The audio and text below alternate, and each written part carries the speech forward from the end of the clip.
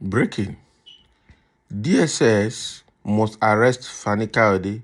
Police protecting him. Atiku says, Hills UK. So that is what Atiku is saying. Because of the Femi Fani-Kayode's inciting statements since he joined the APC and through this political period, election period, his own has been so much. Okay, so following the announcement of UK envoy that some Nigerians, between 5 and 10 of Nigerians, have been placed on visa ban watch list, and some people are saying that FFK should be in that list. Atiku is also reacting to that situation right now. And Atiku is saying that DSS must arrest Fani-Kayode because police is protecting him. So, and Atiku also hails UK for what they are doing, placing Nigerians on visa ban, and the list is still growing. This is actually what people want. People like this FFK, Festus Keyamo, Bayo Ononoga, and even Oshomole, and some of those people have been making inciting statements in APC with impunity just because the government is in power, need to be tamed. They need to tame them. The presidential candidate of the People Democratic Party, PDP, Atiku Abubakar, has praised British envoy Ben Llewellyn-Jones for naming the director, new media of the Bola Tinubu campaign organization, Femi Fani-Kayode, among those making inciting comments. That's exactly. So in a statement on Sunday, the Special Assistant on Public Communication to Atiku Abubakar, Frank Shaibu, said the Department of State Services ought to invite Fani-Kayode as his rhetoric could set the country on fire.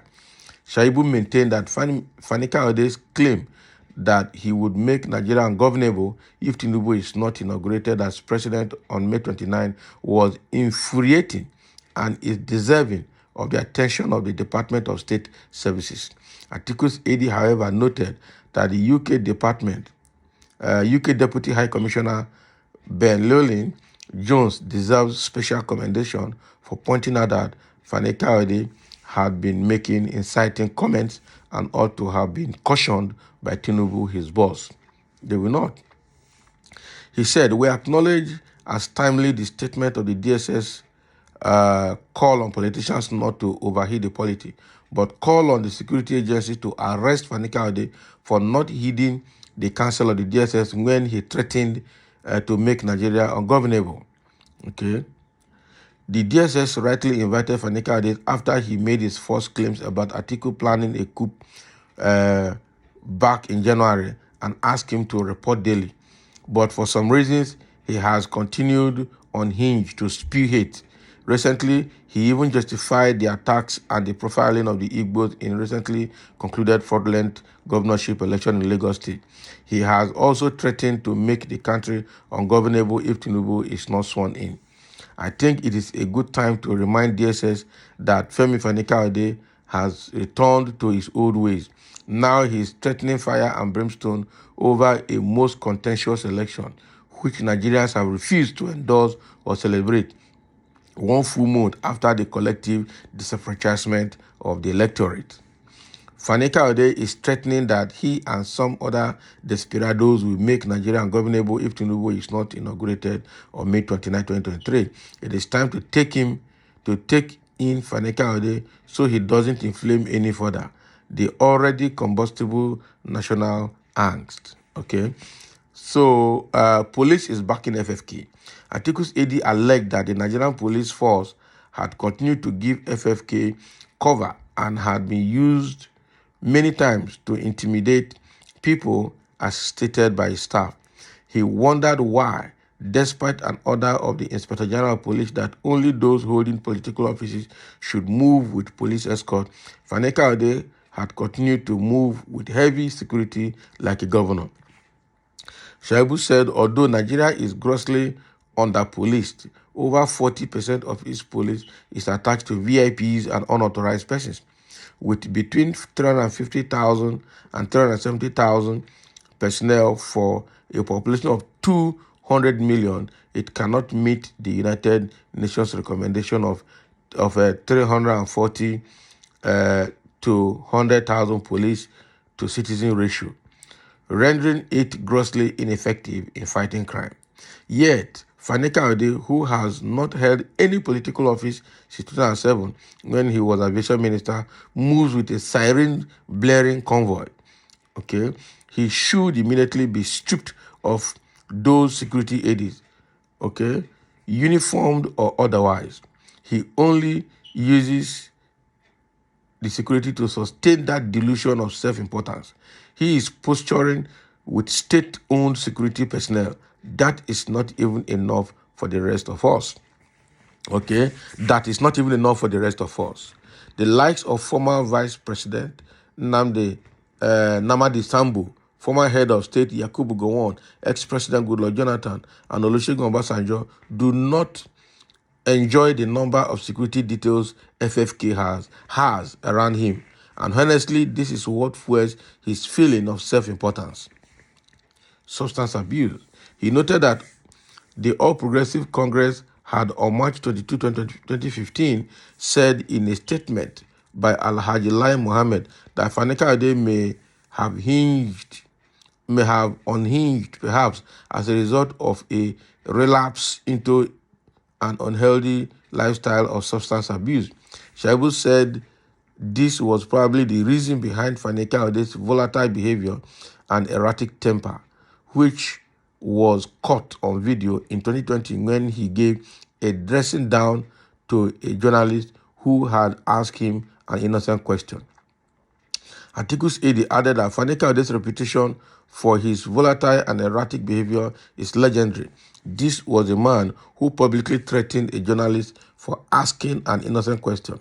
The Nigerian Union of Journalists rightly blacklisted the cantankerous former minister. Shaibu called on Nigerians not to take Fani-Kayode seriously as his only guiding principle was his stomach. Atiku's aide added that Fani-Kayode's lifestyle is one of anywhere belle face. In 2018, he said he would rather die than join a filthy, rat-infested sinking ship like the Amajiri People's Congress, which is APC. Then when his pocket began to dry up, he embarked on a nebulous tour of PDP states in search of money.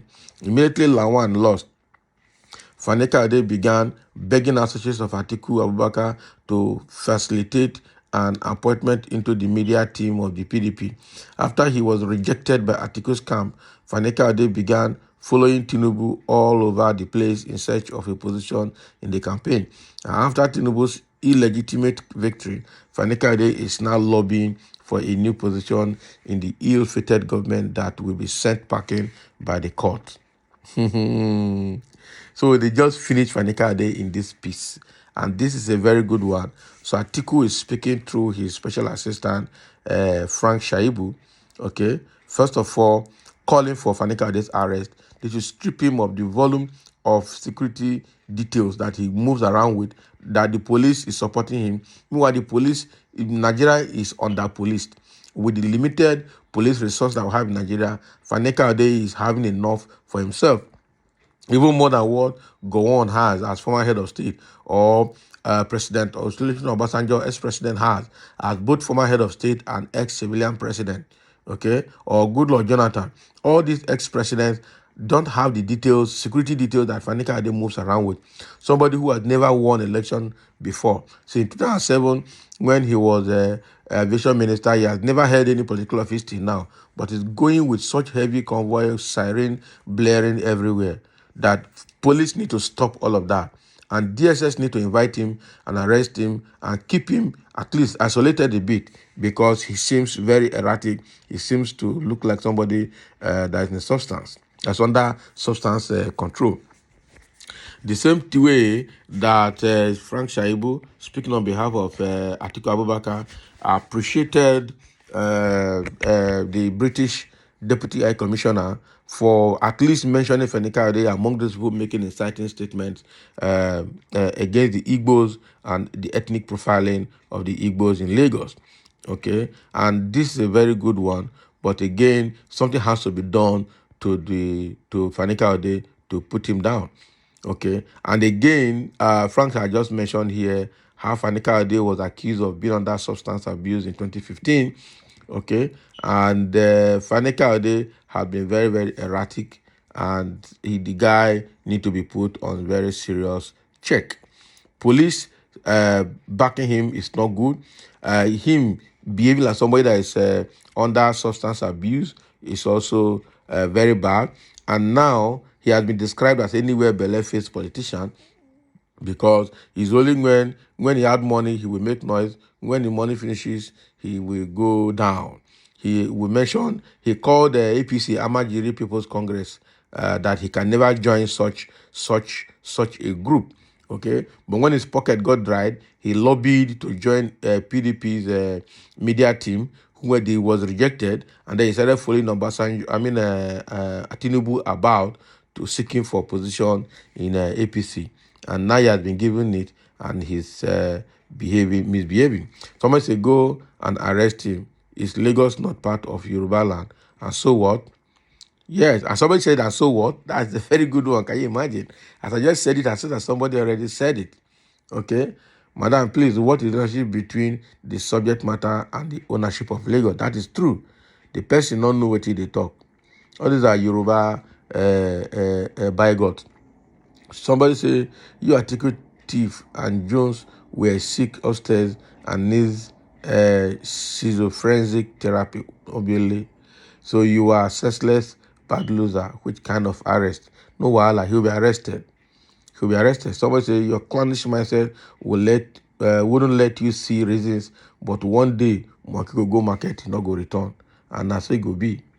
That's it go be, because Fani-Kayode, he cannot say that if Tinubu is not sworn in, that he will make Nigeria ungovernable. The same Buhari statement in 2015, that if he does not win the election, that he will make Nigeria ungovernable.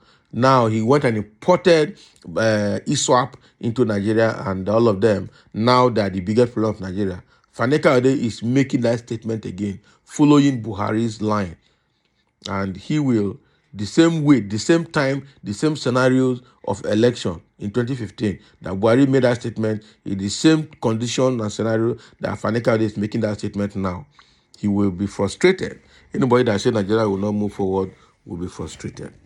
So thank you for listening, and let's have your comments.